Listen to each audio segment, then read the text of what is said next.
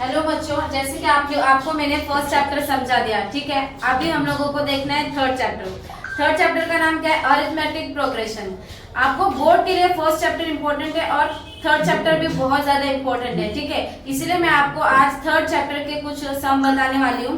तो पहला मीनिंग क्या है चैप्टर का वो समझ लो। अरिथमेटिक प्रोग्रेशन मतलब क्या, ठीक है। तो इसमें सीक्वेंस रहता है बच्चों, एक सीक्वेंस कैरी करता रहता है कि जैसे कि ये पहला सम है, इसमें आप देख रहे हो पहला नंबर 1 4 7 10। तो इसमें कुछ तो सीक्वेंस है, ठीक है। जैसे 1 के बाद डायरेक्टली 4 नहीं आता है, तो इसमें क्या किया, ऐड 3 किया। 4 के बाद डायरेक्टली 7 3, मतलब +3 का पैटर्न लेते हुए ये आपका इक्वेशन मतलब आगे जाएगा, ये वाला सीक्वेंस, ठीक है। सेकंड में आप देखो इसमें क्या हो रहा है, 2 जा मल्टीप्लाई किया, फिर इसको 5 ने 3 जा किया, ठीक है। तो एक ही सीक्वेंस जा रहा है। थर्ड में देखिए आप क्या किया, थर्ड में 5 + 2 7 आएगा, फिर 7 + 1। देखो अभी यहाँ पर क्या हो गया, सीक्वेंस बिगड़ गया बच्चों। सीक्वेंस कैरी कर रहा है क्या? नहीं, सेम डिफरेंस नहीं है। जब सेम डिफरेंस नहीं रहेगा ना तो ये आपका अरिथमेटिक प्रोग्रेशन नहीं है। जैसे कि आपको इक्वेशन 1 में दिख रहा है सेम डिफरेंस है ना, तो ये आपका जो है अरिथमेटिक प्रोग्रेशन है, ठीक है। समझ में आया? हाँ, ध्यान देना। अभी मैं इसके आगे आपको बता रही हूँ। देखो बच्चों 3.1 में क्वेश्चन नंबर 1 आपको क्या बोल रहा है, क्या बोल रहा है, Which of the following sequence is an AP? अभी मैंने आपको बताया कि सीक्वेंस है या नहीं है, कैसे पता चलना है। कॉमन डिफरेंस होना चाहिए, आप चाहे उसको प्लस करो या माइनस करो, मल्टीप्लिकेशन करो, व्हाटएवर कुछ भी करोगे आप, तो क्या होना चाहिए कि कॉमन डिफरेंस रहना जरूरी है, तभी वो आपका एपी है, ठीक है। अगर एपी है तो क्या करना है, find the common difference. Difference आपको बताना है, ठीक है। तो क्वेश्चन नंबर 1 में ये जो आपका पहला है 2 4 6 एंड सो ऑन, इसको हम लोग क्या करेंगे, प्रेजेंट कैसे करना है, बहुत ही इजी है, ठीक है। देखो पहले आपको क्या करना है, T1 मतलब पहला टर्म, T1 कितना है आपका 2, T2 कितना है 4, T3 कितना है 6 और T4 कितना है बच्चों आपका 8, ठीक है। इस तरीके से गिवन इन्फॉर्मेशन लिखनी है। अभी आपको डिस्टेंस निकालने के लिए बोला है, तो डिस्टेंस कैसे निकलेगा, distance is equal to T2 - T1। बड़ा नंबर है, छोटे नंबर को माइनस करेगा, तो ठीक है। इसी के आगे लिख रही हूँ, देखो T2 कितना है 4, 4 - 2 कितना मिला बच्चों 2। बॉक्स बना लेना है, आंसर हाईलाइट हो जाता है। फिर डी सेकंड निकालना है, T3 - T2, T3 - T2, T3 कितना है 6 - 2 कितना आया, सॉरी 6 - 4, T2 हमारा कितना है 4, तो कितना आ जाएगा आपका आंगन 2। फिर से डिस्टेंस निकाला, T4 - T3, T4 कितना है 8 और T3 कितना है 6, तो ये 8 और 6 कितना आया बच्चों 2। तो क्या दिख रहा है आपको, है ना, सेम है ना, 2 2 2, तीनों जगह पर क्या आया है हमारा 2 2। जो सीक्वेंस है ना वो बराबर हमारा जा रहा है, जो कॉमन डिफरेंस है वो बराबर है। तो आपको पूछा क्या है कि which of the following sequences is an AP, they are AP, find the common difference. तो हम लोग लिखेंगे, कैसे लिखेंगे बच्चों, देखो therefore this sequence no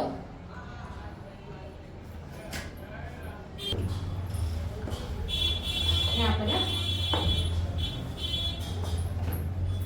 ठीक है। देखो बच्चों समझ में आया ना यहाँ तक। अभी देखो आपको लिखना क्या है, क्या लिखेंगे हम लोग, द difference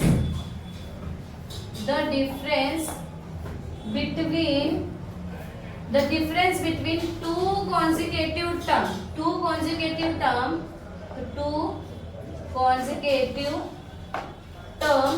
कैसा है बच्चों, डिफरेंस अलग अलग आया क्या, नहीं सेम आया ना, तो क्या है कांस्टेंट है, constant. therefore this sequence is an AP। इस तरीके से आपको क्वेश्चन नंबर 1 जो है ना बच्चों, उसमें आपको ये जो सम है ना इस तरीके से सॉल्व करने हैं। पहले तो आपको इसको T1 T2 T3 जितने भी नंबर रहेंगे नाम देकर इसको डिफरेंस निकाल लेना। डिफरेंस निकालने के बाद इस तरीके से लिखना है। अगर देखो मैं आपको आगे का सम नहीं करवा रही क्योंकि बोर्ड से रिलेटेड ये नहीं है, ये आपका बेसिक है, इसलिए एक क्वेश्चन समझाया ताकि आपके थोड़ा सा क्लू मिल जाए कि एपी है क्या, ठीक है। तो इस तरीके से सॉल्व करना है। अगर नहीं आया, ये कांस्टेंट डिफरेंस नहीं आया, कांस्टेंट नहीं आया, तो आपको क्या लिखना है कि डिफरेंस कांस्टेंट नहीं है और therefore this sequence is not an AP. बस इतना ही फर्क रहेगा बच्चों, ठीक है। तो क्वेश्चन नंबर 1 मैं आपको नहीं करवा रही हूँ, अभी हम लोग इसके आगे देखते हैं क्या है, ठीक है। इसलिए मैं आपको ना क्वेश्चन नंबर 1 2 3 जो इसमें का है वो नहीं करवा रही हूँ। क्वेश्चन नंबर 4 है ना, वो बच्चों को थोड़ा सा हार्ड लगता है बट है इजी।